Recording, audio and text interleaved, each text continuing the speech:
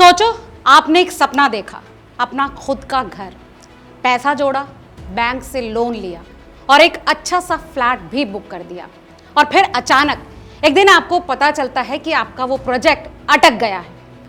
दोस्तों, आज ये कहानी लाखों लोगों की है क्योंकि इंडिया के रियल एस्टेट सेक्टर में अभी भारी मंदी का दौर चल रहा है, खासकर टीयर 1 और टीयर 2 शहरों में, जहां 5 लाख से ज्यादा हाउसिंग प्रोजेक्ट्स अधूरे पड़े हैं। नमस्कार, आप देख रहे हैं रिपोर्टर जी। मैं हूं आपकी भरोसेमंद होस्ट लता सिंह।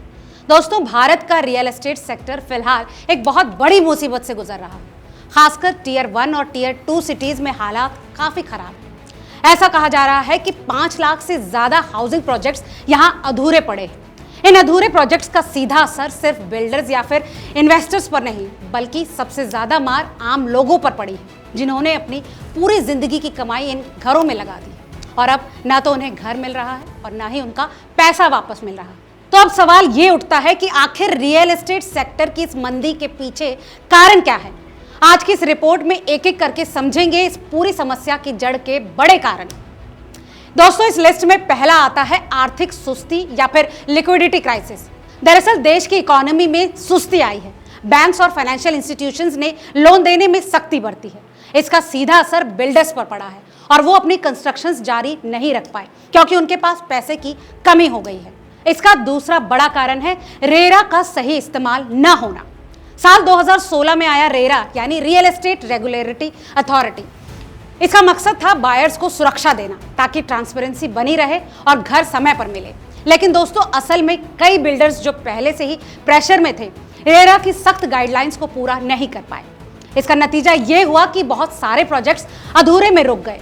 इस मंदी का सबसे बड़ा नुकसान उन घर खरीदारों को हुआ जिसने अपने सपनों को साकार करने के लिए अपनी सारी जमा पूंजी लगा दी या फिर भारी लोन ले लिया। दोस्तों, रेरा की इसमें जो भूमिका होनी चाहिए थी, क्या वो वाकई काफी है? तो इसका जवाब ये है कि रेरा ने एक हद तक ट्रांसपेरेंसी लाई है, लेकिन अभी भी कई राज्य इसे ढंग से लागू नहीं कर पाए। इस वक्त जरूरत है कि हर राज्य की रेरा बॉडी एक्टिव हो, प्रोजेक्ट्स की नियमित निगरानी हो और जो बिल्डर्स बार बार डिफॉल्ट कर रहे हैं उनके खिलाफ सख्त एक्शन हो। दोस्तों, इसके साथ साथ ये सुनिश्चित करना भी जरूरी है कि अधूरे प्रोजेक्ट्स को पूरा करने के लिए एक सिस्टम हो।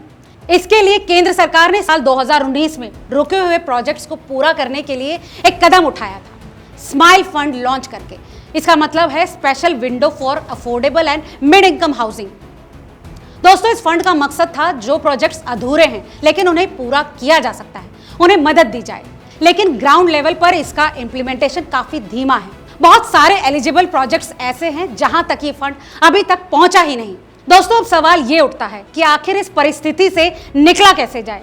यहाँ कुछ पॉसिबल सॉल्यूशंस हैं, जैसे स्माइल फंड को तेजी से लागू किया जाए ताकि अधूरे प्रोजेक्ट्स को जल्द से जल्द पूरा किया जा सके। रियल एस्टेट सेक्टर में ट्रांसपेरेंसी और विश्वास बहाल करने के लिए नियमों को और सख्त बनाना और बिल्डरों के लिए फाइनेंशियल डिसिप्लिन को बढ़ावा देना बेहद जरूरी है। दोस्तों, सरकार को रियल एस्टेट सेक्टर में विदेशी निवेश को आकर्षित करने के लिए नीतियों को और उदार बनाना चाहिए, जिससे प्रोजेक्ट समय पर पूरा करने के लिए जरूरी फंड्स उन्हें मिल सकें। दोस्तों, फिलहाल भारत के रियल एस्टेट सेक्टर की हालत देखकर ये कहना गलत नहीं होगा कि लाखों लोगों का अपने घर का सपना फिलहाल अधूरा रह चुका है। किसी ने अपने रिटायरमेंट के पैसे लगाए, किसी ने शादी से पहले घर लेने का सपना देखा, लेकिन अब वो सब घर महज एक बुकिंग रिसिप्ट और ईएमआई स्टेटमेंट तक ही सीमित रह चुके हैं। दोस्तों, जब तक सरकार, बिल्डर्स, बैंक्स और बायर्स मिलकर कोई ठोस कदम नहीं उठाते, तब तक ये संकट और गहराता जाएगा। अब सवाल आपसे, दोस्तों, आपको क्या लगता है, भारत का रियल एस्टेट सेक्टर इस परिस्थिति से बाहर कैसे आ सकता है? क्योंकि आपका जवाब बेहद मायने रखता है, क्योंकि घर सिर्फ एक ईंट पत्थरों का ढांचा नहीं बल्कि एक सपना होता है और जब वो सपना अधूरा रह जाए तो आदमी सिर्फ घर नहीं, अपनी उम्मीद भी खो बैठता है।